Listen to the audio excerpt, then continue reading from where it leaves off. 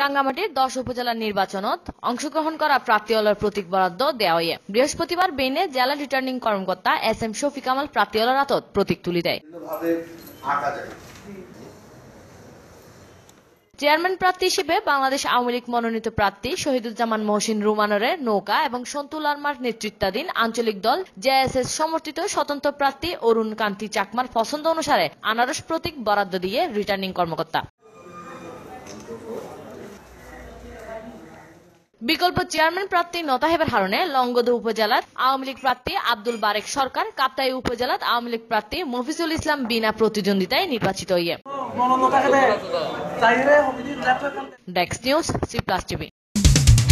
Hello দর্শক, video বেনিসুদি subscribe লেখক লাল button আছে, এবেত ক্লিক করুন আর ডাগদি উগ বেল আইকন আছে, এবেত সাবধান তইলে অনে ব্যাকর আগদি আনার ভিডিও বিগিন সাইট তারিবেন আরা সাত গাইলে হতা হই।